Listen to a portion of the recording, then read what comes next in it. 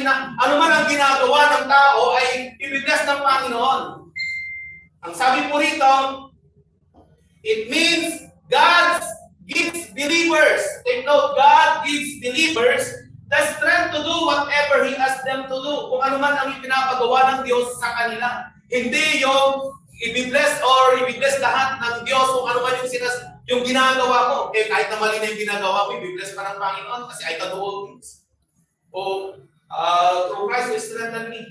Ayon sa konteksto, ang sabi po rito, it reminds that hindi ibig sabihin na hindi tayo makakaramdam ng kahinaan, but that God provides the strength we need to persevere. God gives us the strength to persevere, magpatuloy. Minsan maraming nawawalan ng pag-asa. At dahil sa sila po ay nawalan ng pag-asa, umakyat sila sa matataas na mga tulay, mga building, at hindi na sa kawalan ng kaliwanagan sa kanilang kaisipan, na nagdilim ang kanilang mga kaisipan, tumatalon na lamang sila. O kaya they hang themselves, inahang nila ang kanilang mga sarili. Naalala ko yung kwento ni Pastor Santiago, ng yung yumaong Pastor Santiago, minsan doon sa Mericles. Sa kanyang patuloy na pangangaral at dahil sa kanyang labis na kapaguran sa ministeryo, naisip niya yung bagay na isang bagay na hindi dapat isipin ng isang Kristiyano. Kaya sabi niya, parang mas mahigit pa na tapusin ko na yung aking buhay. Pero hindi dapat pumasok yan sa isip ng isang Kristiyano.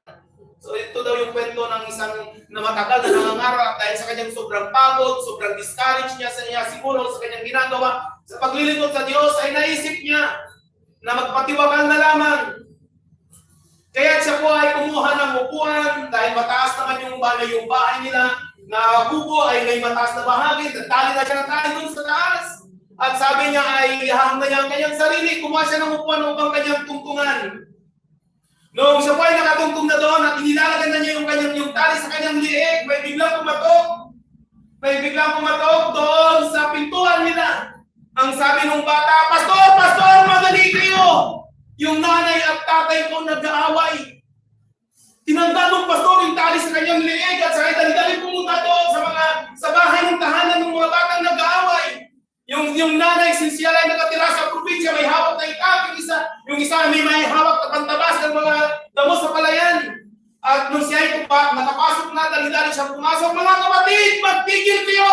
Hindi nyo pa nalalaman na napakasarap ang mabuhay! Hindi nyo pa nalalaman na napakasarap ang mabuhay. We can find strength in the presence of God. We can find strength in the presence of God na hindi tayo malupay-pan, hindi tayo ma-discourage.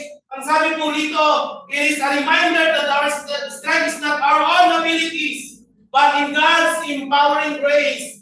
Yung kakayahan natin, yung lakas natin ay hindi sa sarili natin kakayahan, hindi sa ganang sarili natin, hindi sa ganang talino natin, but it is by the empowering of God's presence, by empowering of God's grace sa atin. When we feel defeated, we must turn to Him, seeking His strength to continue.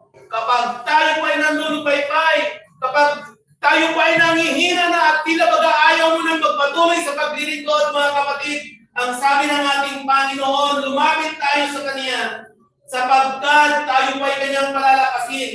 Tayo po ay bibigyan ng kalakasan upang magpatuloy sa ating paglilingkod. Hindi po madali ang paglilingkod.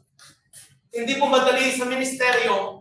Naalala ko si Pastor Neno, kasama namin, ang sabi niya, Pastor, hanap ka ng mga bakal dyan. Bakit, Pastor, anong gagawin natin? Ibebenta natin para ipabili tayo ng pagkain. So, hindi lahat palaging maganda, exciting.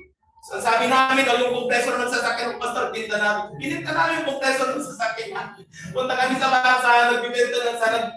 That is a true experience. Totoo po yan. Hindi madali. Tapos sa sobrang mahal ng mabili dito sa Imustuon pa. Grabe, yung hirap sa ministry.